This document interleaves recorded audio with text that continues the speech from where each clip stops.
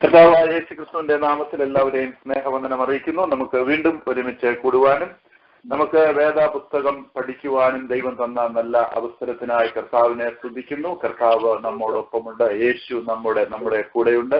ഞാൻ ലോകാവസാനത്തോളം എല്ലാ നാളും എന്നോട് കൂടെയുണ്ട് എന്ന് അരുളിച്ചെയ്ത യേശു നമ്മൾ ഓരോരുത്തരും ആയിരിക്കുന്ന ഇടത്ത് നമ്മോടൊപ്പം കൂടെയുണ്ട്.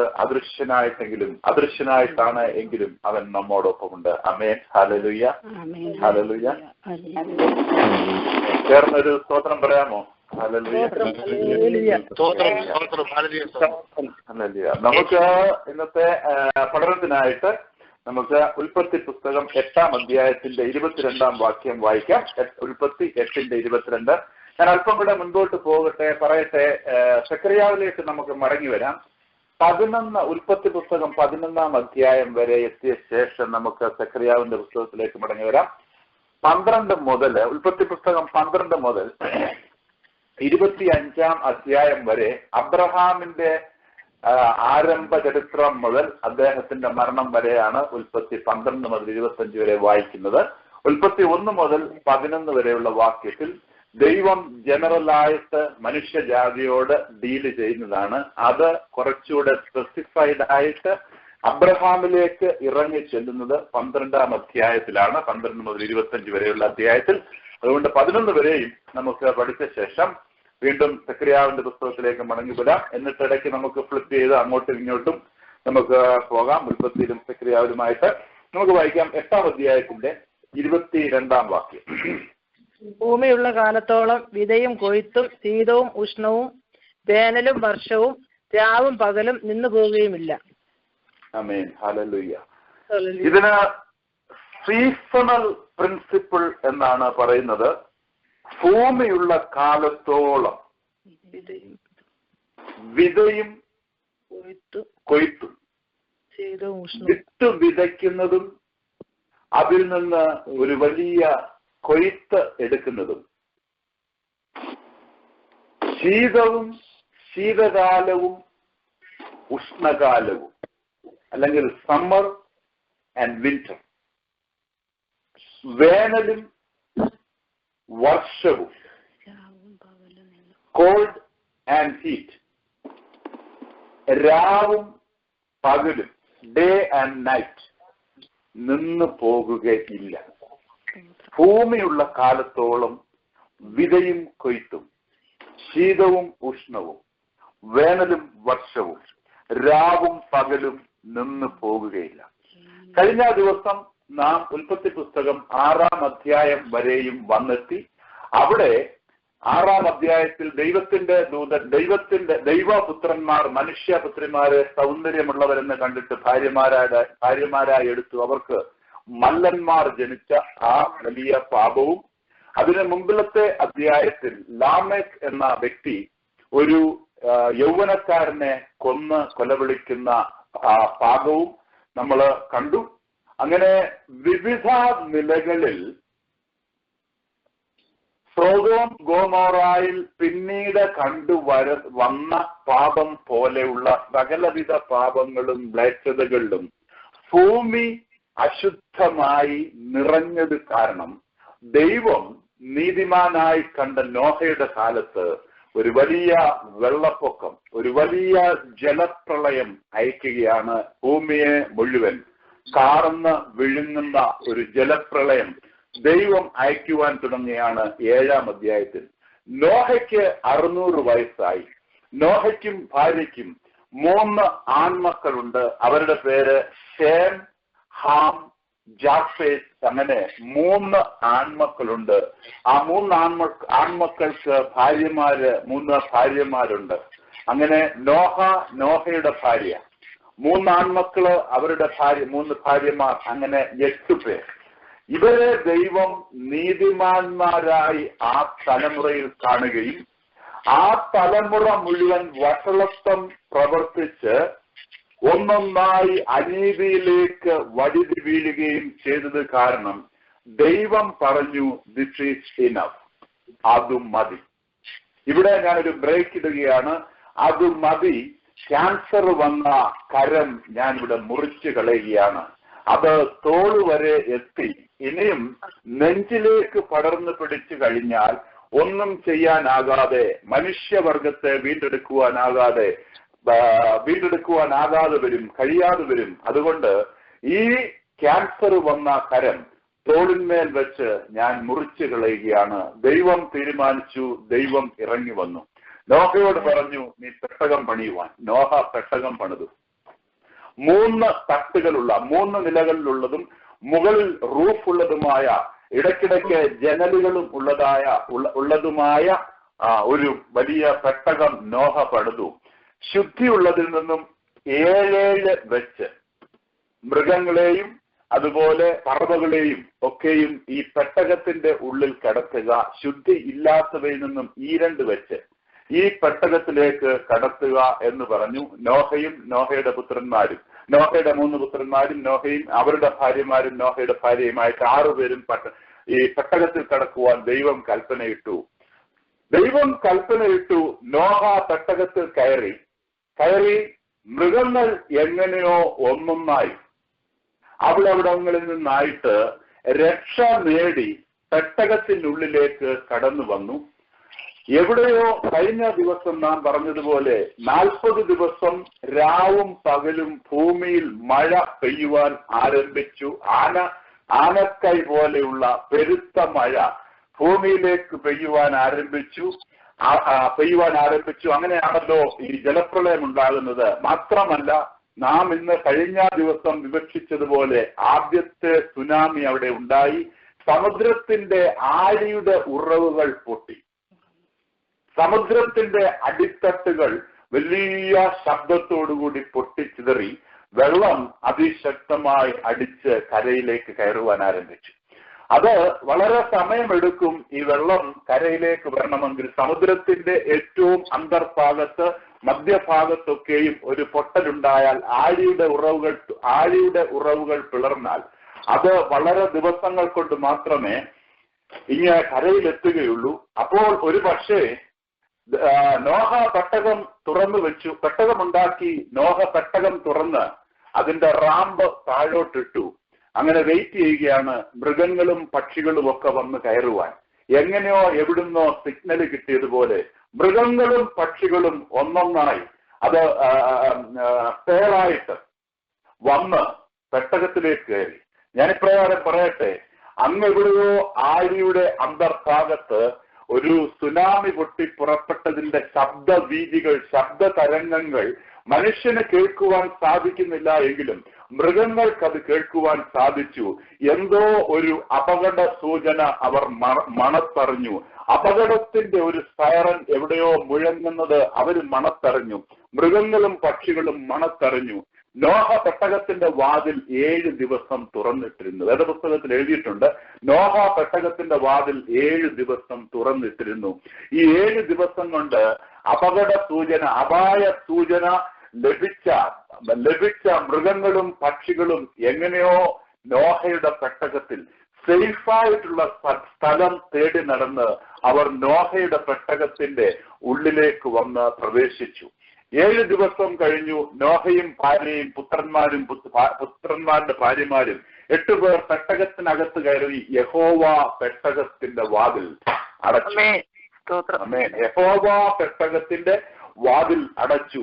ആരും അതുവരെയും നോഹയപ്പച്ചൻ പ്രസംഗിച്ച പ്രസംഗം ആരും ഗവനിച്ചില്ല.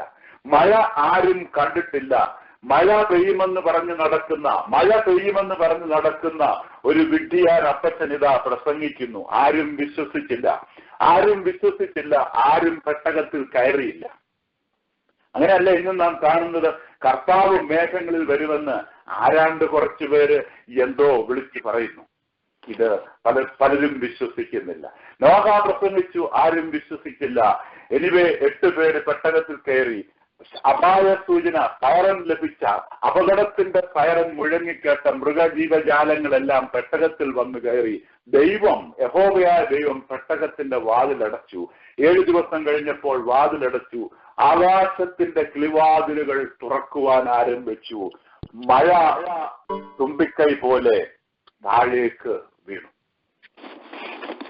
ഒരാഴ്ച മുമ്പ് ആരംഭിച്ച നടുക്കടലിൽ ഉൾക്കടലിന്റെ അന്തർഭാഗത്ത് ആവിഷ്കരിക്കപ്പെട്ട ആ തിരമാലകൾ അല്ലെങ്കിൽ ആ സുനാമിയാകുന്ന വേവ്സ്, ബീജുകൾ, അത് അടിച്ചു കയറി കരയിലേക്ക് കയറി കര മുങ്ങുവാൻ ആരംഭിച്ചു. കര മുഴുവൻ വെള്ളത്തിലായി.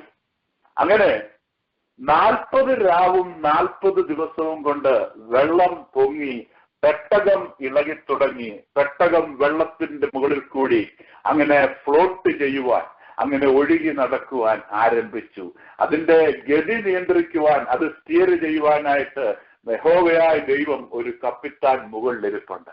അവൻ ഗതി നിയന്ത്രിക്കുവാൻ ആരംഭിച്ചു. നോഹയുടെ കൂടെയുള്ള 8 മനുഷ്യ ജീവിതം ഈ പെട്ടകത്തിനുള്ളിലുണ്ട്. അവർ കിളിവാതിലുകൾ കൂടി പുറത്തേക്ക് നോക്കി. മൃഗങ്ങളും പക്ഷികളും, അപായ സൂചന മണത്തറിഞ്ഞ മൃഗങ്ങളും പക്ഷികളും അതും കിളിവാതിലുകളിൽ കൂടി, കിളിവാതിലും എഴുതിയിരിക്കുന്നത് വിൻഡോ എന്നാണ്, കിളിവാതിലുകളിൽ കൂടി പുറത്തേക്ക് നോക്കി വെള്ളം പൊങ്ങുന്നത് കണ്ടു. ഒരുപാട് മനുഷ്യർ ഇപ്പോൾ നീന്തി തുടിച്ച് പെട്ടകത്തിൽ വന്ന് പിടിച്ചു നോക്കി. പെട്ടകത്തിന്റെ വാതിൽക്കൽ വന്ന് പിടിച്ചു നോക്കി അകത്ത് കയറാൻ ഒക്കുമോ എന്ന്. മഴ കണ്ടിട്ടില്ലാത്തവർ ആദ്യമായി മഴ കണ്ടു.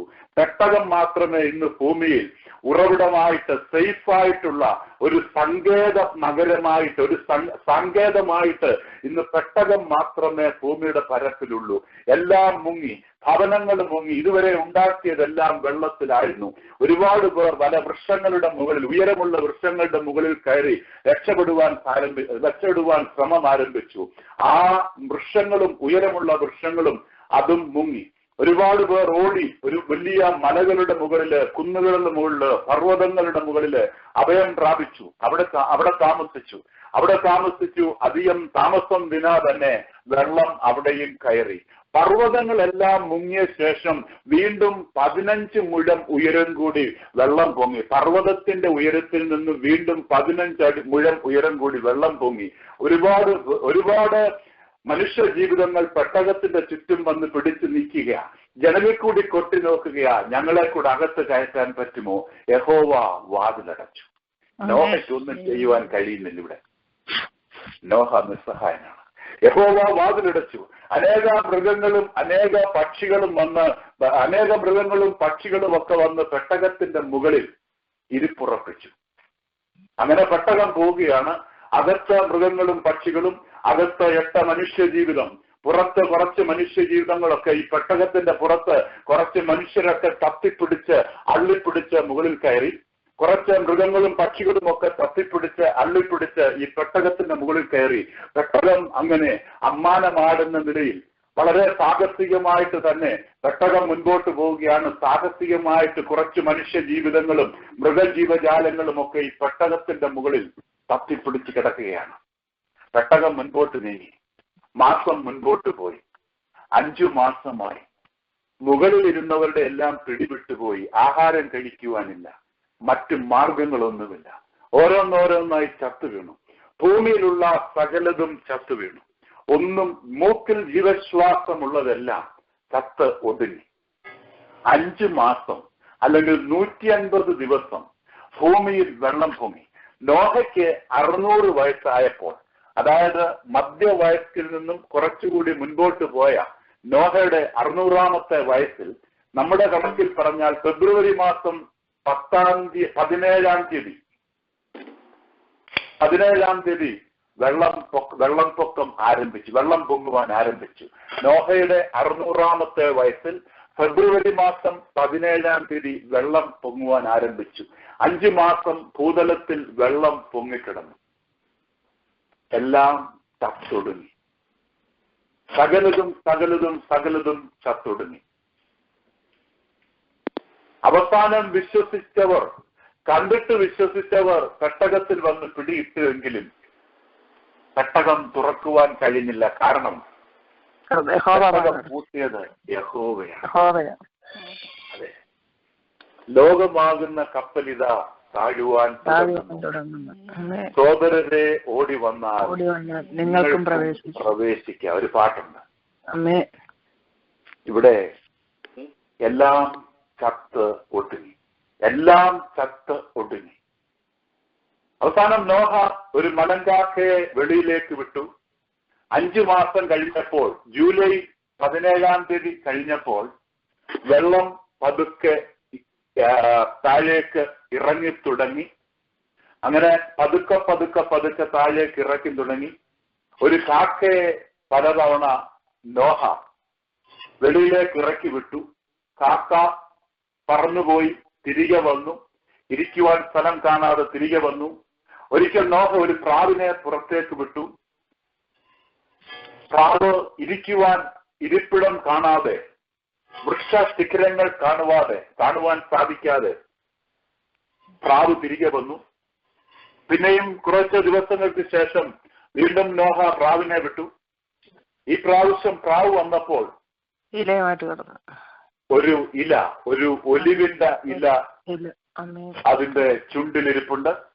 നോഹയ്ക്ക് മനസ്സിലായി വെള്ളം വളരെയധികം ഇറങ്ങിത്തുടങ്ങിയെന്ന്.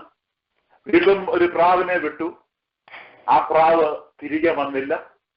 അത് അതിന്റെ വാസസ്ഥലം തേടി അത് പറന്ന് പുതിയൊരു ഭൂമിയിലേക്ക് പറന്ന് അപ്രത്യക്ഷമായി.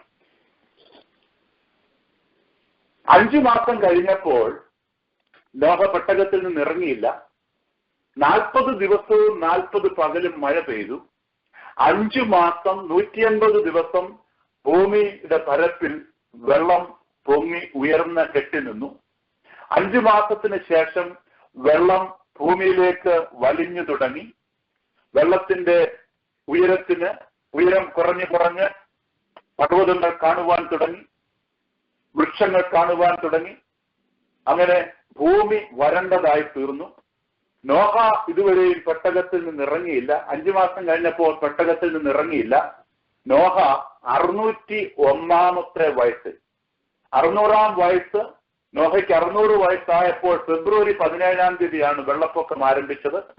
നോഹയ്ക്ക് 601-ാമത്തെ വയസ്സിൽ ഫെബ്രുവരി മാസം 27-ാം തീയതി ആയപ്പോൾ നോഹ ദൈവം പെട്ടകത്തിന്റെ വാതിൽ തുറന്നു. പെട്ടകം അരാരാത്ത് പർവ്വതത്തിൽ. ഇന്നത്തെ ടർക്കിയിലുള്ള അരാരാത്ത് പർവ്വതത്തിൽ പെട്ടകം വന്ന് ഉറച്ചു, നങ്കൂരമിട്ടു അവിടെ നിന്നു. ദൈവം വാതിൽ തുറന്നു. നോഹയുടെ കൂടെയുള്ള 8 പേരും, അല്ലെങ്കിൽ ആ 8 മനുഷ്യ ജീവിതങ്ങൾ പുറത്തേക്ക് വന്നു. ഒരു പുതിയ ഭൂമിയിലേക്ക് അവർ കാലെടുത്തു വെച്ചു. മൃഗജാലങ്ങളും പക്ഷികളും എല്ലാം വെളിയിലേക്ക് ഇറങ്ങി വന്നു. അവർ ഒരു പുതിയ ഭൂമിയിലേക്ക്. ഇപ്പോൾ ഇവിടെ വെള്ളം പൊങ്ങിയ ഒരു ഭൂമിയാണ് എന്ന് അറിയുവാൻ കഴിയാത്ത വിധം ഭൂമിക്ക് മാറ്റം സംഭവിച്ചിരിക്കുന്നു. 5 മാസമേ വെള്ളം പൊങ്ങി നിന്നുള്ളൂ. 1 വർഷം 10 ദിവസം നോഹയും കുടുംബവും ഈ ജീവജാലങ്ങളെല്ലാം പെട്ടകത്തിനുള്ളിലായിരുന്നു. ഈ സമയത്ത് നോഹ പുറത്തേക്ക് ഒരു പുതിയ ഭൂമിയിലേക്ക് കാലെടുത്തു വെച്ചപ്പോൾ ഈ ഭൂമിയിൽ നോഹയും നോഹയുടെ ഭാര്യയും 3 പുത്രന്മാരും അവരുടെ ഭാര്യമാരും മാത്രമേ ഉള്ളൂ.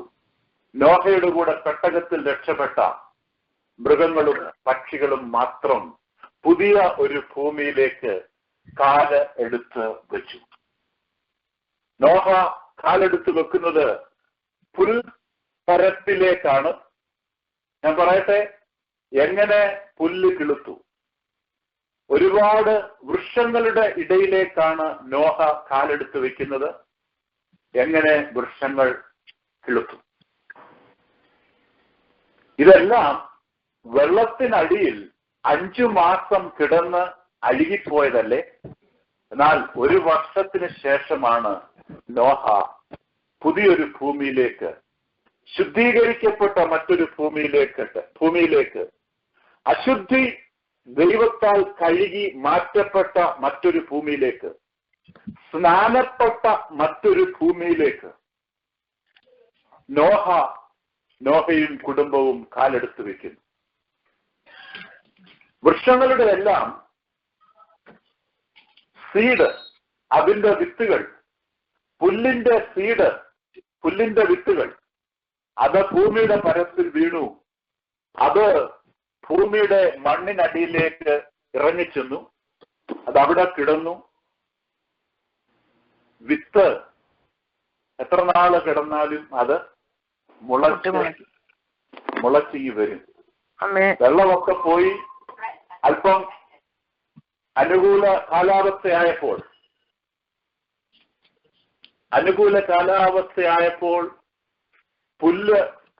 പുല്ലിന്റെ വിത്തിൽ നിന്ന് പുല്ലൊക്കെയും കിളുത്ത് വന്നു. മറ്റ്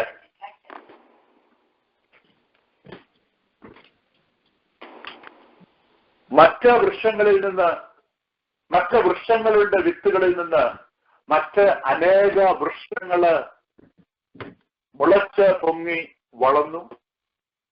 അങ്ങനെ നോഹ ഒരു പുതിയ ഭൂമിയിലേക്ക്, വിശുദ്ധീകരിക്കപ്പെട്ട ഒരു ഭൂമിയിലേക്ക് നോഹയും നോഹയുടെ കൂടെയുള്ള 7 പേരും, അല്ലെങ്കിൽ ആ 8 ജീവിതങ്ങൾ ഭൂമിയിലേക്ക് കാലെടുത്ത് വെച്ചു. നോഹ ഇതിനു മുമ്പ് 599 വയസ്സിൽ കണ്ട ഒരു ഭൂമിയിലല്ല ഇപ്പോൾ നോഹ നിൽക്കുന്നത്. അതിനെ നമുക്ക് വേണമെങ്കിൽ ആദാമ്യ ഭൂമി എന്ന് വിളിക്കാം. ആദാമ്യ ഭൂമിയിലല്ല നോഹ ഇന്ന് നിൽക്കുന്നത്. ആദാമിൽ നിന്ന് ഉൽപാദിതമായ സകല സന്താന തലമുറകളും ഇന്ന് നഷ്ടപ്പെട്ടു. ആ വംശപാരമ്പര്യം മുഴുവൻ നഷ്ടപ്പെട്ടു, നോഹയും കുടുംബവും ഒഴിച്ച്. നാം കഴിഞ്ഞ 2 അധ്യായത്തിന് മുമ്പ് കണ്ടു, ആദാമിന്റെ മകനായ, മൂന്നാമത്തെ മകനായ, അല്ലെങ്കിൽ ഹൗവ ഹാബേലിന് പകരം പ്രസവിച്ച ശേത്തിന്റെ തലമുറയിൽപ്പെടുന്നവനാണ് നോഹ. അന്ന് നോഹയോടൊപ്പം ഭൂമിയിൽ ജീവിച്ചിരുന്ന നോഹയുടെ ബന്ധുമിത്രാദികള്, സ്നേഹിതന്മാര്, പരിചയക്കാര്, ശത്രുക്കള് എല്ലാവരും ചത്തൊടുങ്ങി. ആദാമ്യ ഭൂമിയിൽ കണ്ടതെല്ലാം ചത്തൊടുങ്ങി. ആദാമ്യ ഭൂമി അല്ല ഇന്നിപ്പോ ഇവിടെ കാണുന്നത്. പുതിയ ഒരു ഭൂമിയെ ദൈവം വാഷ് ഔട്ട് ചെയ്ത് എടുത്തു നോഹയുടെ മുൻപിൽ വെച്ച് നീട്ടുകയാണ്. നോഹയോട് ദൈവം പറഞ്ഞു, ഈ ഭൂമിയിൽ, നോഹയോടും കുടുംബത്തോടും ദൈവം പറഞ്ഞു, ഈ ഭൂമിയിൽ നിങ്ങൾ പെറ്റ് പെരുകി സന്താന പുഷ്ടിയുള്ളവരായി നിങ്ങൾ തീരുക എന്ന് പറഞ്ഞു ദൈവം നോഹയോട് പറഞ്ഞു. വൃക്ഷങ്ങളും പുല്ലും അങ്ങനെയുള്ള സസ്യലതാദികളെല്ലാം അതിന്റെ വിത്തിൽ നിന്ന് കിളിർത്തു വരുവാൻ ആരംഭിച്ചു. വിത്ത് ആപ്പിളിന്റെ ഒരു സീഡ് കൊണ്ടിട്ടാൽ അത് കിളിർത്തു വരും. അത് കിളിർത്ത് ഒരാപ്പിൾ മരമായി തീരും. ഒരാപ്പിൾ മരമായി തീർന്നാൽ അതിൽ നിന്ന് ഒരാപ്പിൾ അല്ല ഉണ്ടാകുന്നത്. ആണോ? അല്ല. ഒരാപ്പിളിന്റെ സീഡ് ഇട്ടാൽ അതിൽ നിന്ന് അനേക ആപ്പിൾ ഉണ്ടാകും. ഒരാപ്പിളിന്റെ സീഡ് ഇട്ടാൽ ഒരാപ്പിളിന്റെ വൃക്ഷം ഇങ്ങ് കിട്ടും. അല്ലേ?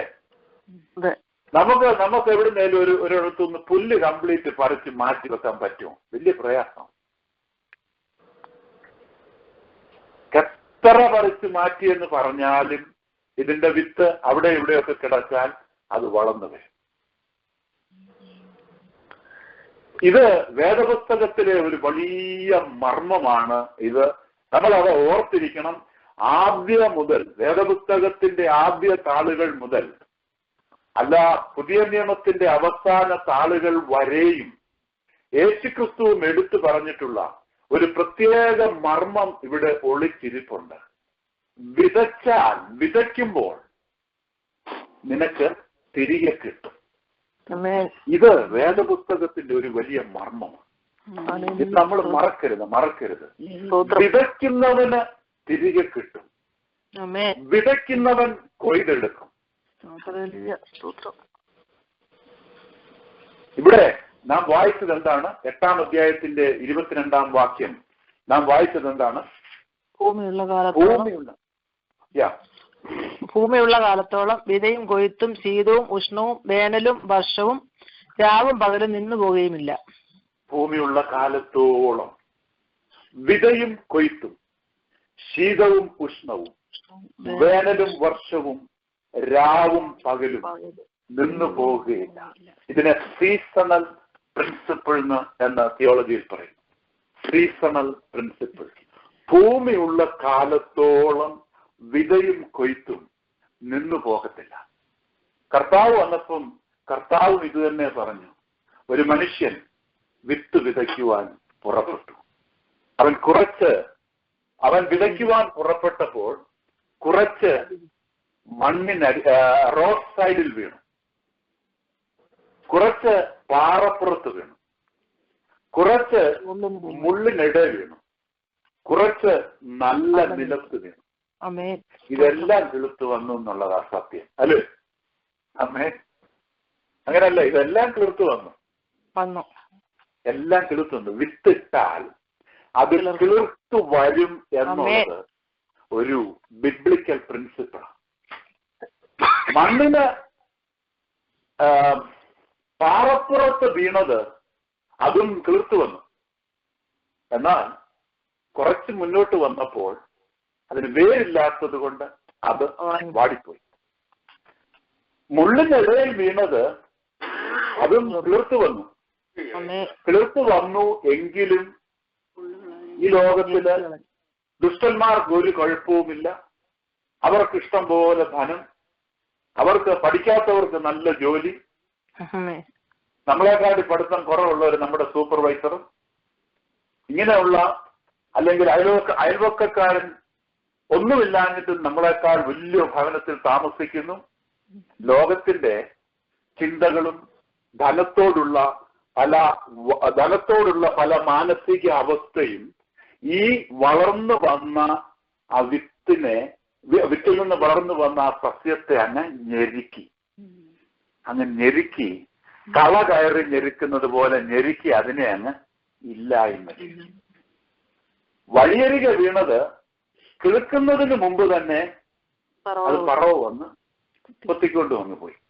ചുരുക്കം പറഞ്ഞ് നല്ല സ്ഥലത്ത് വീണത് അത് മുളച്ച് പൊട്ടി മുളച്ച് പൊങ്ങി 100, 60, 30 മേനി ഫലം തന്നു. കർത്താവ് പറഞ്ഞതാ.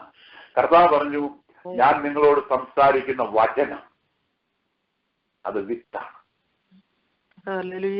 God's word is the seed. ഞാൻ ഈ പറയുന്ന വചനം എന്ന് പറയുന്നത് വിത്താണ്. എന്ന് പറഞ്ഞാൽ വേദപുസ്തകത്തിന്റെ ആദ്യത്തെ താള് മുതൽ അവസാനത്തെ താള് വരെയും എഴുതി വെച്ചിരിക്കുന്ന ദൈവത്തിന്റെ വചനം മുഴുവൻ വിത്തിനോട് ദൈവം ഉപമിച്ചിരിക്കുന്നു. വിത്ത് നശിച്ചു പോകത്തില്ല, അത് കിളിർത്തു വരും. വിത്ത് നശിച്ചു പോകത്തില്ല, അത് കിളിർത്തു വരും. വചനം എവിടെ നാം എറിയുന്നുവോ, വചനം നാം എവിടെ വിതയ്ക്കുന്നുവോ, ഇന്നല്ലെങ്കിൽ നാളെ ആ വചനം കിളിർത്തു വരും.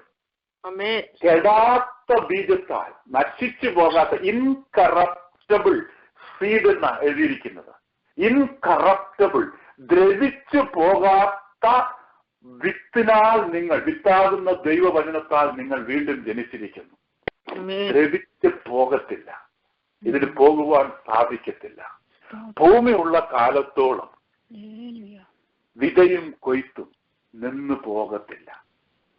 അത്രയും മഴയും അത്രയും വലിയ വെള്ളപ്പൊക്കവും ഒക്കെ ഉണ്ടായിട്ടും ദൈവം ആ സീഡിനെ പ്രൊട്ടക്ട് ചെയ്തു. മഴയെല്ലാം വെള്ളപ്പൊക്കമെല്ലാം കഴിഞ്ഞപ്പോൾ, ജലപ്രളയം ശമിച്ചപ്പോൾ പുല്ല് കിളിർത്തു വന്നു, വൃക്ഷങ്ങൾ കിളിർത്തു വന്നു. ഭൂമിയുള്ള കാലത്തോളം വിതയും കൊയ്ത്തും നിന്നു പോകത്തില്ല. ഇത് ദൈവവചനത്തെ മാത്രമല്ല ഉദ്ദേശിക്കുന്നത്. നമ്മുടെ എനർജി, നമ്മുടെ ആരോഗ്യം നാം ദൈവത്തിന്റെ നാമത്തിൽ, യേശുവിന്റെ നാമത്തിൽ നാം എവിടെയെങ്കിലും ചെലവിട്ടാൽ അത് വിത്ത് വിതയ്ക്കുകയാണ്. നമുക്കതിന്റെ പ്രതിഫലം നിശ്ചയമായിട്ടും ദൈവം വെച്ചിട്ടുണ്ട്. അത് നിശ്ചയമായിട്ടും അത് നമ്മൾ കൊയ്തെടുക്കും. നമ്മുടെ ആരോഗ്യം, നമ്മുടെ ധനം നാം മറ്റുള്ളവർക്ക്, യേശുവിന്റെ നാമത്തിൽ മറ്റുള്ളവർക്ക് ഒരു അനുഗ്രഹമായി തീരുവാൻ ഉപയോഗിച്ചാൽ നാം വിത്ത് വിതയ്ക്കുകയാണ്. അത് നിശ്ചയമായിട്ടും നാം കൊയ്തെടുക്കും.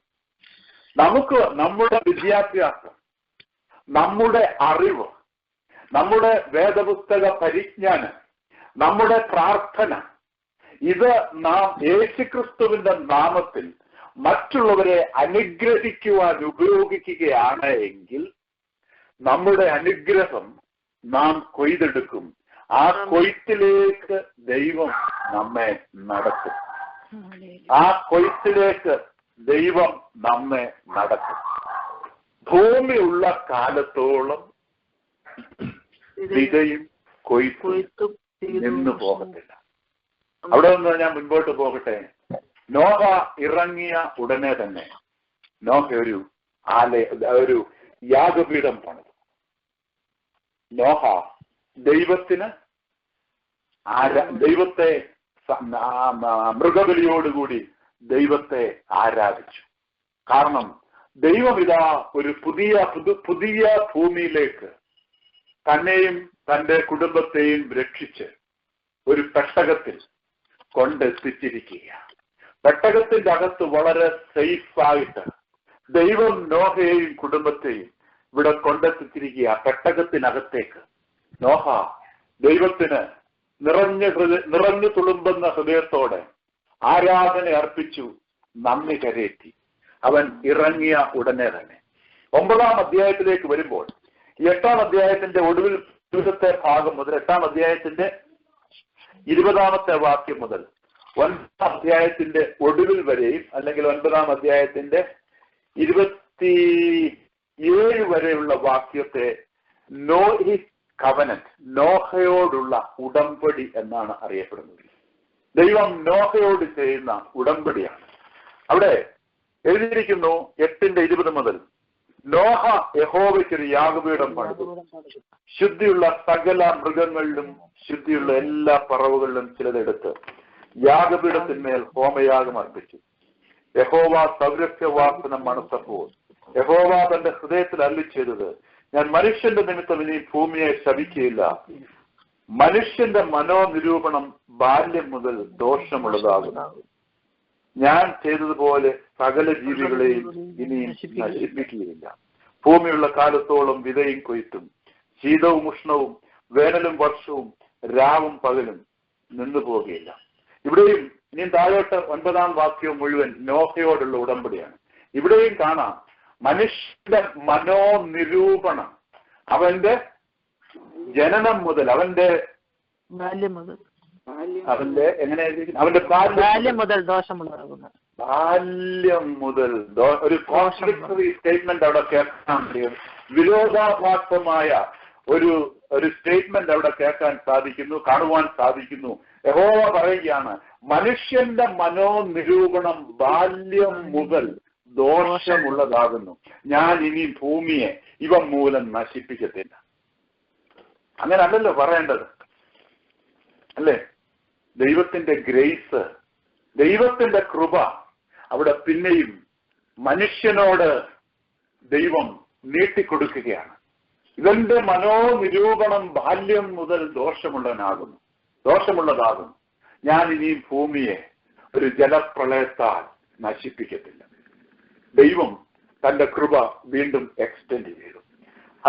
അടുത്ത അധ്യായം വരുമ്പോൾ നമുക്കൊന്ന് വായിക്കാം. അടുത്ത അധ്യായം 1 മുതൽ 3. ദൈവം നോഹയെയും അവന്റെ പുത്രന്മാരെയും അനുഗ്രഹിച്ചു. അവരോട് അറിയിച്ചത് എന്തെന്നാൽ, നിങ്ങൾ സന്താനപുഷ്ടിയുള്ളവരായി പെരുകി ഭൂമിയിൽ നിറയുവീൻ.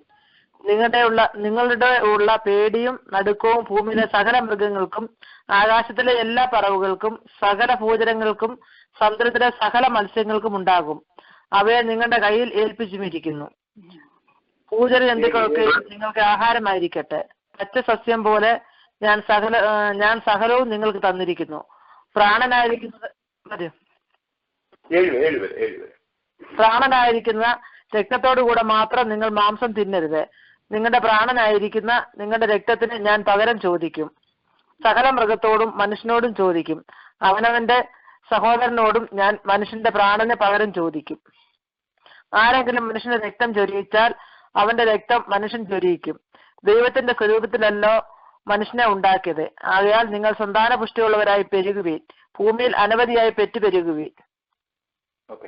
ഇവിടെ പുതിയ ഭൂമിയിലേക്ക് ഇറങ്ങി വന്ന നോഹയോടും കുടുംബത്തോടും ദൈവം വർത്തിച്ചത് ഏകദേശം ആദമിനെയും ഹവ്വയെയും ഏദൻ തോട്ടത്തിൽ ഉണ്ടാക്കി നിർമ്മിച്ച ശേഷം എപ്രകാരമായിരുന്നുവോ അതിന്റെ ഒരു റെപ്ലിക്കയാണ്, ഏകദേശ അതേ രൂപമാണ്. അവിടെ എഴുതിയിരിക്കുന്നു, ദൈവം നോഹയെയും അവന്റെ പുത്രന്മാരെയും എന്ത് ചെയ്തെന്ന് അനുഗ്രഹിച്ചു. നമ്മൾ ഓർക്കുന്നുണ്ട്, ആദാമിനെ സൃഷ്ടിച്ച ശേഷം ആദാമിനെ ഹവ്വയെ സൃഷ്ടിച്ച ശേഷം അവരെ അനുഗ്രഹിച്ചു. പുതിയ ഭൂമിയിലേക്ക് കൊണ്ടുവരപ്പെട്ട നോഹയെയും പുത്രന്മാരെയും നോഹയെയും കുടുംബത്തെയും ദൈവം അനുഗ്രഹിച്ചിട്ട് ആദമിനോടും ഹവ്വയോടും ദൈവം പറഞ്ഞതുപോലെ നോഹയോടും കുടുംബത്തോടും പറയുകയാണ്, നിങ്ങൾ സന്താന പുഷ്ടിയുള്ളവരായി പെരുകി ഭൂമിയിൽ നിറവി. ഒന്നാമത്തെ വാക്യം, ഭൂചര ജന്തുക്കളൊക്കെയും നിങ്ങൾക്ക് ആഹാരം ആയിരിക്കട്ടെ, പച്ച സസ്യം ഞാൻ സകലതും നിങ്ങൾക്ക് തന്നിരിക്കുന്നു.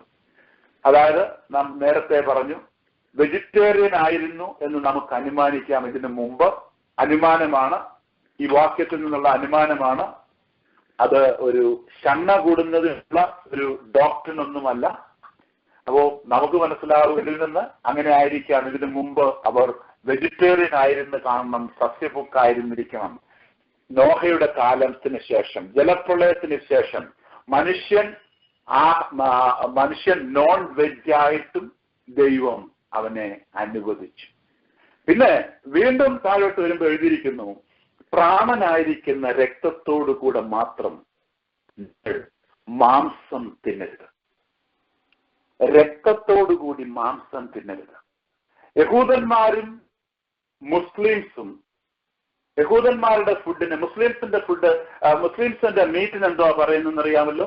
ഹലാൽ മീറ്റ് ആണല്ലോ, അറിയാമല്ലോ ഹലാൽ മീറ്റ്.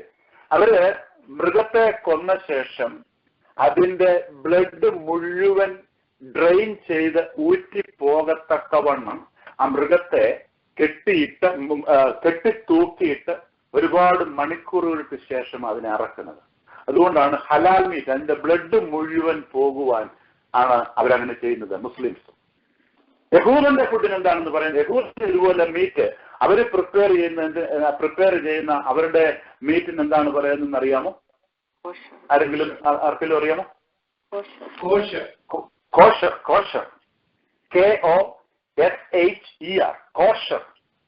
കോഷർ.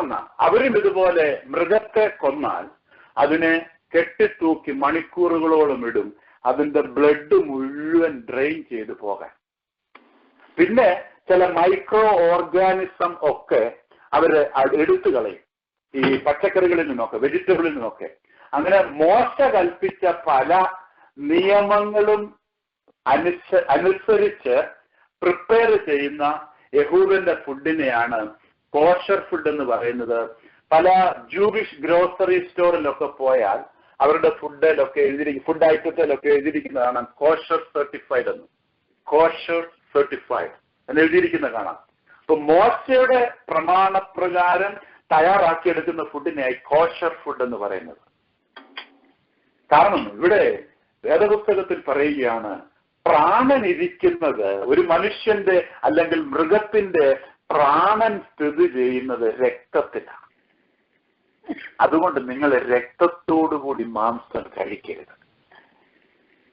നമുക്കൊരു കാര്യം അറിയാം, നമ്മള് എന്തെങ്കിലും ഒരു അസുഖമുണ്ട് എന്ന് പറഞ്ഞ് ഒരു ഡോക്ടേഴ്സ് ഓഫീസിലോട്ട് ചെന്നാൽ ഡോക്ടർ നമ്മളെ ചെക്ക് ചെയ്തിട്ട് പറയുന്ന ഒരു സംഗതി എന്നാണെന്നറിയാമോ?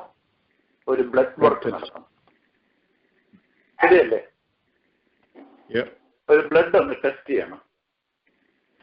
അപ്പോ നമ്മുടെ ബ്ലഡ് എടുക്കും, ബ്ലഡ് ലാബില് ടെസ്റ്റ് ചെയ്തിട്ട് അതിന്റെ റിസൾട്ട് വരും.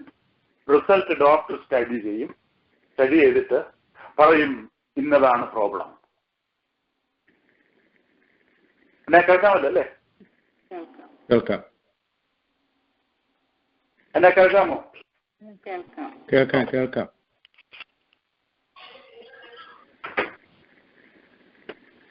ഹലോ, ഞങ്ങൾക്ക് കേൾക്കാം.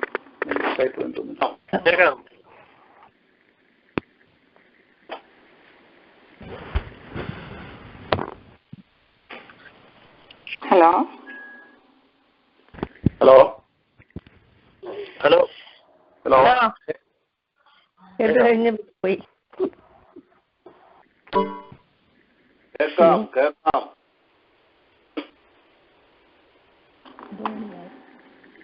കട്ടായി പോയി.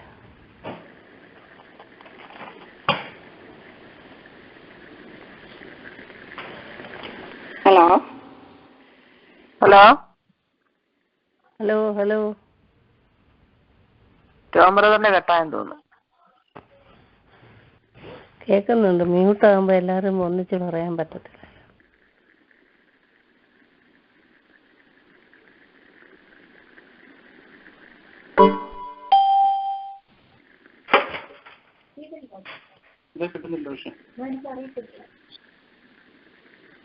ചോമ കേൾക്കുന്നുണ്ട്, ഞങ്ങൾക്ക് കേൾക്കുന്നുണ്ട് കേട്ടോ.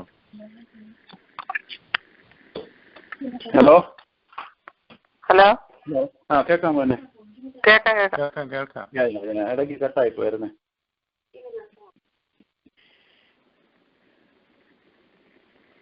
ഓക്കെ, ഞാൻ എവിടെ വരെ പറഞ്ഞു? കേൾക്കാമോന്ന് ചോദിച്ചാ പിന്നെ ഇല്ല. ഓക്കെ ഓക്കെ, ബ്ലഡ് വർക്കിന്റെ കാര്യം പറഞ്ഞു. ബ്ലഡ് വർക്ക് യാ. അപ്പോ ബ്ലഡ് വർക്ക് ചെയ്യാനായിട്ട് നമ്മൾ ഉടനെ വിടും. ബ്ലഡ് വർക്ക് ചെയ്യാൻ വിട്ട് അതിന്റെ റിസൾട്ട് വരുമ്പോൾ അത് അത് അനലൈസ് ചെയ്ത ശേഷം പറയും, ഡോക്ടർ പറയും ഇന്നതാ പ്രോബ്ലം. അതുകൊണ്ട് ആ ഏരിയയിലോട്ട്, അല്ലെങ്കിൽ കൈയുടെ ഇന്ന ഭാഗത്താണ് പ്രോബ്ലം, അല്ലെങ്കിൽ നെഞ്ചിന്റെ ഇന്ന ഭാഗത്താണ് പ്രോബ്ലം, അതുകൊണ്ട് ആ ഏരിയയിലോട്ട് കുറച്ച് സ്പെസിഫിക് ആയിട്ടുള്ള കുറച്ച് ടെസ്റ്റ് ചെയ്യണം. ചുരുക്കം പറഞ്ഞാൽ ബ്ലഡ് ടെസ്റ്റ് ചെയ്താൽ ഒരാളുടെ രോഗം എന്താണെന്ന് അറിയാം. അപ്പോ ഒരാളുടെ രോഗം എന്താണെന്ന് റിഫ്ലക്ട് ചെയ്യും ബ്ലഡ്. അപ്പൊ ആയിരിക്കാം ദൈവം പറയുന്നത് ഈ ബ്ലഡോടുകൂടി, രക്തത്തോടുകൂടി നിങ്ങൾ മാംസം കഴിക്കരുത്. ഞാൻ കണ്ടിട്ടുണ്ട് ചില വിയറ്റ്നാമീസ് സ്റ്റോറില്, ചൈനീസ് സ്റ്റോറിലൊക്കെ ചെല്ലുമ്പം ബ്ലഡിന്റെ ജെല്ല് വാങ്ങിച്ചുകൊണ്ട് പോകുന്നത്. കണ്ട പ്രയാസം വരും, നമുക്ക് കണ്ട പ്രയാസം വരും. ബ്ലഡിന്റെ ജെല്ല് കഴിക്കാൻ വാങ്ങിച്ചുകൊണ്ട് പോകുന്നത്. ഇവിടെ ദൈവം വ്യക്തമായിട്ട് നമ്മളോട് ഓരോരുത്തരോടും പറയുകയാണ്, പ്രാണനായിരിക്കുന്ന രക്തത്തോടുകൂടി മാത്രം നിങ്ങൾ മാംസം തിന്നരുത്. വീണ്ടും വളരെ വേഗം മുൻപോട്ട് പോകട്ടെ. ആരെങ്കിലും, 6-ാം വാക്യം, ആരെങ്കിലും മനുഷ്യന്റെ രക്തം ചൊരിയിച്ചാൽ അവന്റെ രക്തം മനുഷ്യൻ ചൊരിയിക്കും. ദൈവത്തിന്റെ സ്വരൂപത്തിലല്ലോ മനുഷ്യനെ ഉണ്ടാക്കിയത്. ക്യാപിറ്റൽ ഒരു മിനിറ്റ്.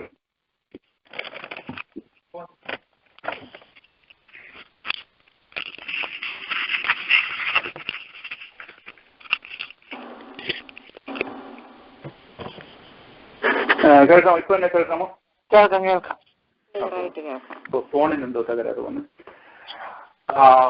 ഇവിടെ ഈ വാക്യത്തിൽ നിന്ന് മനസ്സിലാകുന്നത് ക്യാപിറ്റൽ പണിഷ്മെന്റ്, അല്ലെങ്കിൽ ഇവിടെ ദൈവം വധശിക്ഷയ്ക്ക് ഉത്തരവിടുക.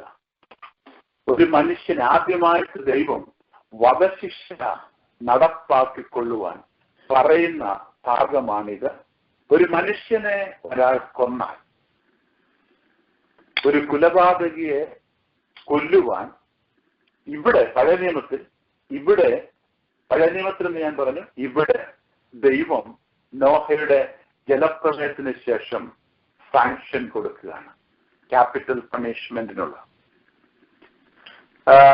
2-ാമത്തെ വാക്യം എഴുതിയിരിക്കുന്നു, നിങ്ങളെക്കുറിച്ചുള്ള പേടിയും നടുക്കവും ഭൂമിയിലെ സകല മൃഗങ്ങൾക്കും, ആകാശത്തിലെ എല്ലാ പറവകൾക്കും, സകല ഭൂചരങ്ങൾക്കും, സമുദ്രത്തിലെ സകല മത്സ്യങ്ങൾക്കും ഉണ്ടാകും. അവയെ നിങ്ങളുടെ കയ്യിൽ ഏൽപ്പിച്ചിരിക്കുന്നു. നമുക്ക് ഒരു കാര്യം ചിന്തിച്ചാൽ നമുക്കറിയാവുന്ന ഒരു കാര്യം, ഭൂമിയിലുള്ള സകല മൃഗങ്ങളും ഇഴജാതികളും പാമ്പും മത്സ്യങ്ങളും പർവ്വജാതികളും എല്ലാം മനുഷ്യനെ ഭയമാണ്. ശരിയാണോ ഞാൻ പറഞ്ഞത്? എല്ലാം മനുഷ്യനെ ഭയമാണ്. ഒരു മൃഗവും നോർമൽ ടെൻഡൻസിയിൽ, അതിന്റെ നാച്ചുറൽ ടെൻഡൻസിയിൽ മനുഷ്യനെ ഉപദ്രവിക്കുന്നതല്ല. പിന്നെ എപ്പോഴാണ് ഉപദ്രവിക്കുന്നതെന്ന് അറിയാമോ? 2-3 കേസുണ്ട്. ഒന്ന്, മനുഷ്യൻ അതിനൊരു ഭീഷണിയാണ് എന്ന് വരുമ്പോ കാട്ടുമൃഗങ്ങൾ മനുഷ്യനെ ഉപദ്രവിക്കും. അല്ലെങ്കിൽ അത് മുറിവേറ്റിരിക്കുകയാണ്, അത് വളരെ അസ്വസ്ഥമായിട്ടിരിക്കുകയാണ്. അങ്ങനെ ഒരവസ്ഥ വന്നാൽ ചിലപ്പോൾ മനുഷ്യനെ ഉപദ്രവിക്കും. 3, മനുഷ്യനെ ആഹാരമായി ഉപയോഗിക്കുന്ന മൃഗങ്ങളാണ് എങ്കിൽ അതിന് വിഷം വരുന്നാൽ അത് മനുഷ്യനെ ഉപദ്രവിക്കും. അല്ല എങ്കിൽ സകല മൃഗങ്ങൾക്കും മനുഷ്യനെ ഭയമാണ്. ആ ഭയം ഇവിടുന്ന് തുടങ്ങിയതാണ്. മനുഷ്യനോടുള്ള ആ ഭയം ദൈവം പറഞ്ഞിരിക്കുക ഇവിടുന്ന് തുടങ്ങിയ. പാമ്പ് വാസ്തവത്തിൽ നമ്മൾ നടന്നു പോകുന്നിടത്തൂടെ പാമ്പ് നമ്മുടെ ആ വൈബ്രേഷൻ, ഭൂമിയിൽ നമ്മുടെ കാല് പതിയുമ്പോൾ ഉണ്ടാകുന്ന വൈബ്രേഷൻ കേട്ടു, അല്ലെങ്കിൽ നമ്മൾ നടന്നു വരുന്നു എന്നറിഞ്ഞാൽ പാമ്പ് കഴിയുന്നത്ര അവിടുന്ന് അതിന് മാറി അങ്ങ് പോകാൻ ശ്രമിക്കത്തുള്ളൂ.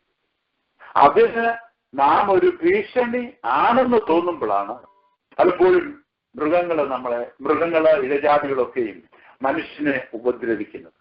ഈ വാക്യത്തിൽ നിന്ന് അത് നമുക്ക് മനസ്സിലാകാം. നിന്നെക്കുറിച്ചുള്ള പേടിയും നടുക്കവും ഭൂമിയിലെ സകല മൃഗങ്ങൾക്കും, ആകാശത്തിലെ എല്ലാ പറവകൾക്കും, സകല ഭൂചരങ്ങൾക്കും, സമുദ്രത്തിലെ സകല മത്സ്യങ്ങൾക്കും ഉണ്ടാകും. അവയെ നിങ്ങളുടെ കയ്യിൽ ഏൽപ്പിച്ചിരിക്കുന്നു. ഇവിടെ വീണ്ടും 18-ാമത്തെ വാക്യം. പെട്ടകത്തിൽ നിന്ന് പുറപ്പെട്ടവരായ നോഹയുടെ പുത്രന്മാർ ശേമും ഹാമും യാഫാത്തുമായിരുന്നു. ഹാം എന്നവനോ കനാന്റെ പിതാവ്. ഇവർ മൂവരും നോഹയുടെ പുത്രന്മാർ. അവരെ കൊണ്ട് ഭൂമിയൊക്കെയും നിറഞ്ഞു. അടുത്തോടെ നോഹ കൃഷി ചെയ്യുവാൻ തുടങ്ങി. ഒരു മുന്തിരിത്തോട്ടം നട്ടുണ്ടാക്കി. അവൻ അതിൽ വീഞ്ഞു കുടിച്ച് ലഹരി പിടിച്ചു. ഇവിടെ എഴുതിയിരിക്കുന്നു നോഹയുടെ പുത്രന്മാരായ ശേമും ഹാമും ജാഫേത്തും. ശേമ മൂത്തവൻ, ഹാം രണ്ടാമത്തവൻ, ജാഫേത്ത് മൂന്നാമത്തവൻ. ഇവിടെ നമ്മൾ വായിച്ചത് ഒരു പ്രത്യേകതയുണ്ട്. പെട്ടകത്തിൽ നിന്ന് പുറപ്പെട്ടവരായ നോഹയുടെ പുത്രന്മാർ ശേമും ഹാമും യാഫേത്തുമായിരുന്നു. ഹാം എന്നവനോ കനാന്റെ പിതാവ്. ഹാമിന്റെ ഒരു മകന്റെ കാര്യം അവിടെ എടുത്തു പറയുന്നു. ശേമിന്റെയും യാഫേത്തിന്റെ മക്കളുടെ കാര്യമൊന്നും അവിടെ പറയുന്നില്ല. ഹാമിന്റെ കാര്യം എടുത്തു പറയുന്നു. താഴോട്ട് വരുന്നു. നോഹ ഒരു മുന്തിരിത്തോട്ടം നട്ടുണ്ടാക്കി. വലിയ ഒരു മുന്തിരിത്തോട്ടം. അപ്പോൾ നോഹ വലിയ റിച്ചാ, ധനവാനാ. വലിയൊരു മുന്തിരിത്തോട്ടം നട്ടുണ്ടാക്കി. ഭൂമി മുഴുവൻ അദ്ദേഹത്തിന്റെ കാൽ കീഴിൽ കിടക്കുകയാണ്. മുന്തിരിയുടെ ഗ്രേറ്റ് സീഡ് എവിടുന്ന് വന്നു? ഭൂമിയുള്ള കാലത്തോളം വിതയും കൊയ്ത്തും രാവും പകലും നിന്നു പോവുകയില്ല. ആ സീഡ് നോഹയ്ക്ക് ഒരു സീഡ് കിട്ടി. നോഹ മുന്തിരിത്തോട്ടം നട്ടുണ്ടാക്കി. ഒരു വലിയ മുന്തിരിത്തോട്ടം നട്ടുണ്ടാക്കി. ഒരിക്കൽ വീഞ്ഞു കുടിച്ച് മത്തനായി അദ്ദേഹം തന്റെ കൂടാരത്തിൽ കിടക്കുമ്പോൾ മത്തനായി തന്റെ കൂടാരത്തിൽ കിടക്കേണ്ടതായി വന്നു. അങ്ങനെ കിടന്നു. അപ്പോൾ ഹാം ഇവിടെ എഴുതിയിരിക്കുന്നു, താഴോട്ട് വായിക്കുമ്പോൾ എഴുതിയിരിക്കുന്നു, ഹാം അപ്പന്റെ നഗ്നത കണ്ട ശേഷം ചെന്ന് തന്റെ സഹോദരന്മാരായ ശേമിനോടും ജാഫേത്തിനോടും പറഞ്ഞു. അവര് പുറകോട്ട് തിരിഞ്ഞ് അവരുടെ പുറകിൽ ഒരു ബ്ലാങ്കറ്റ് ഇട്ട് പുറകോട്ട് നടന്ന് അവർ ചെന്ന് അപ്പന്റെ നഗ്നത കാണാതെ വണ്ണം ആ നഗ്നത മറച്ചു. ലഹരി വിട്ട് കഴിഞ്ഞ് നോഹ ഉണർന്നപ്പോൾ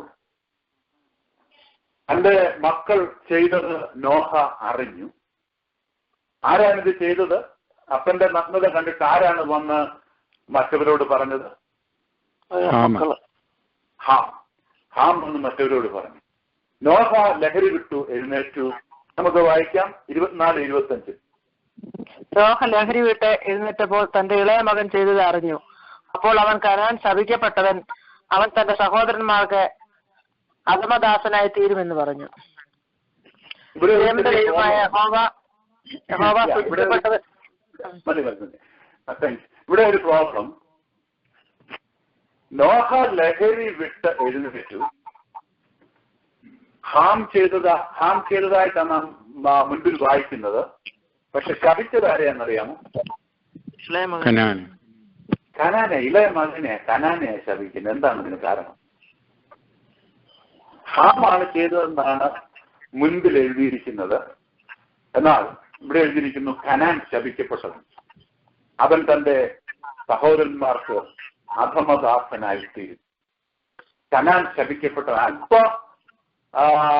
ബുദ്ധിമുട്ടുണ്ട് എങ്കിലും ഇവിടെ നിന്ന് മനസ്സിലാക്കാവുന്ന ഒരു കാര്യം, നമ്മൾ 18-ാമത്തെ വാക്യത്തിൽ ഞാൻ വായിച്ചു, പെട്ടകത്തിൽ നിന്ന് പുറപ്പെട്ടവരായ നോഹയുടെ പുത്രന്മാർ ശേമും ഹാമും യാഫേത്തുമായിരുന്നു. ഹാം എന്നവനോ കനാന്റെ പിതാവ്. എന്ന് പറഞ്ഞാൽ ഹാമിന്റെ ഇളയ പുത്രനായ കനാന്റെ കാര്യം അവിടെ പറയുകയും ഷേമിന്റെയും യാഫേത്തിന്റെയും പുത്രന്മാരുടെ കാര്യം ഒന്നും അവിടെ പറയാതിരിക്കുകയും ചെയ്തു.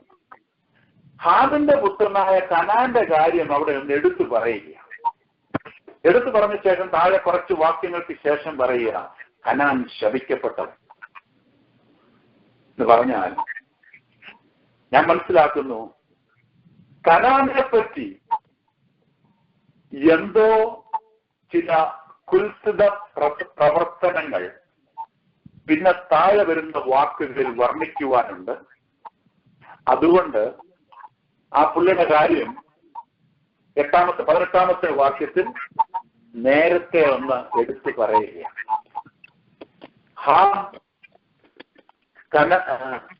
ഹാം എന്നവനോ കനാന്റെ പിതാവ്. കനാനെ അവിടെ നിന്ന് എടുത്തു പറയുകയാണ്. കാരണം ഈ പുള്ളി കുറച്ച് കഴിയുമ്പോൾ എന്തോ ചെയ്യുന്നുണ്ട്. ആ പുള്ളിയെ പറ്റി അവിടെ കുറച്ച് കഴിയുമ്പോൾ വിവരിക്കുന്നുണ്ട്. അതുകൊണ്ട് ഈ ഉൽപ്പത്തിയുടെ ഗ്രന്ഥകർത്താവ് കനാന്റെ കാര്യം ഹാമിന്റെ മകനാണ് എന്നുള്ളത് എടുത്തു പറയുകയാണ്. അപ്പോൾ ഇതിൽ നിന്ന് നമുക്ക് മനസ്സിലാക്കുവാൻ സാധിക്കുന്ന ഒരു വസ്തുത, ഒരു പക്ഷെങ്കിൽ ഹാമല്ല ഈ പാപം ചെയ്തത്, മറിച്ച് കനാനാണ്. ഹാമിന്റെ ഇളയ പുത്രനായ കനാനാണ് ഈ പാപം ചെയ്തത്. എന്നാൽ ഒരു പക്ഷെങ്കിൽ കനാന് പ്രായം കുറവായതുകൊണ്ടോ, ഒരു പക്ഷെങ്കിൽ കനാന് പ്രായം കുറവായതുകൊണ്ട് അത് അപ്പന്റെ പേരിൽ കനാനെ അങ്ങ് എടുത്തു പറയുകയായിരിക്കും. അപ്പന്റെ പേരിൽ കനാനെ എടുത്തു പറയുകയായിരിക്കും ഒരു പക്ഷെങ്കിൽ. രണ്ടാമത്തെ ഒരു പോസിബിലിറ്റി, കനാൻ അപ്പന്റെ നഗ്നത കാണുകയും അതിനാണ് സാധ്യത വളരെ കൂടുതൽ. അത് വന്ന് തന്റെ അപ്പനായ ഹാമിനോട് പറയുകയും ഹാം അത് ചെന്ന് തന്റെ സഹോദരങ്ങളായ ഷേമിനോടും യാഫേത്തിനോടും പറയുകയും ചെയ്തു. അതുകൊണ്ട് ആ പ്രവർത്തനം ചെയ്ത വ്യക്തിയായ കനാനെ ദൈവം ശപിക്കുകയാണ്. അവിടെ നോഹ ശപിക്കുകയാണ്. അവിടെ ഹാമിനെ അല്ല നോഹ ശപിക്കുന്നത്, മറിച്ച് കനാനെ നോഹ ശപിക്കുകയാണ്. കനാനെ അവിടെ നോഹ ശപിക്കുകയാണ്. കനാനെ നോഹ അവിടെ ശപിക്കുകയാണ്. കനാൻ ശപിക്കപ്പെട്ടവൻ, അവൻ തന്റെ സഹോദരന്മാർക്ക് അധമ ദാസനായി തീരും എന്ന് പറഞ്ഞു. ഞാൻ പറഞ്ഞത് മനസ്സിലായി കാണും എന്ന് വിചാരിക്കുന്നു. നമുക്ക് കണ്ണുകളടയ്ക്കാം, പ്രാർത്ഥിക്കാം. ഞങ്ങളെ സ്നേഹിക്കുന്ന ദൈവമേ, വാഴ്ത്തപ്പെട്ട സ്വർഗീയ പിതാവേ, ഞങ്ങൾ അവിടുത്തെ സ്തുതിക്കുന്നു, സ്തോത്രം ചെയ്യുന്നു. ഞങ്ങളെ അനുഗ്രഹിച്ച വലിയ കരുണയും കൃപയും ഓർക്കുന്ന കർത്താവേ, ഞങ്ങൾക്ക് ഇനിയും തമ്മിൽ കാണുന്നവരെയും കർത്താവേ നിന്റെ ഈ വചനം ധ്യാനിക്കുവാനും പഠിക്കുവാനും ഞങ്ങളെ സഹായിക്കണം. നിന്നോടുള്ള സ്നേഹം നാൾക്കുനാൾ വർദ്ധിച്ച് പെരുകി വരുവാൻ ഞങ്ങളിത് വായിക്കും തോറും അത് കൂടിക്കൂടി വരുവാൻ, സ്നേഹത്തിൽ ഉതിർന്ന വിശ്വാസത്തിൽ ഞങ്ങൾ നിറയപ്പെടുവാൻ ദൈവമേ അവിടുന്ന് സഹായിക്കണമേ എന്ന് ഞങ്ങൾ പ്രാർത്ഥിക്കുന്നു. നിന്റെ കരങ്ങളിലേക്ക് ഞങ്ങൾ എല്ലാവരെയും നൽകി തരുന്നു. പ്രാർത്ഥന കേട്ടതുകൊണ്ട് സ്തോത്രം, യേശുവിന്റെ നാമത്തിൽ തന്നെ. അമ്മേ. നമുക്ക് അടുത്ത ആഴ്ച 10ഉം 11ഉം ദൈവം അനുവദിച്ചാൽ വായിക്കണമെന്ന് ഓർപ്പിക്കുന്നു. വീണ്ടും നമുക്ക് കാണാം. തിങ്കളാഴ്ചത്തെ കാര്യം ഞാൻ പറഞ്ഞായിരുന്നു, ആർക്കും കുഴപ്പമില്ലെന്നാ പറഞ്ഞത്. അങ്ങനെയാണെങ്കിൽ നമുക്ക് ചൊവ്വായും ബുധനുമായിരിക്കും അടുത്ത ആഴ്ച. തിങ്കളാഴ്ചത്തെ മീറ്റിംഗ് നമുക്ക് ബുധനാഴ്ച ബുധനാഴ്ച ആയിരിക്കും. അപ്പൊ ചൊവ്വായും ബുധനുമായിരിക്കും മീറ്റിംഗ്. അപ്പൊ അടുത്ത ചൊവ്വാഴ്ച നമുക്ക് വീണ്ടും കാണാം. ദൈവം നമ്മെ അനുഗ്രഹിക്കട്ടെ. Thank you. Good night. Thank you.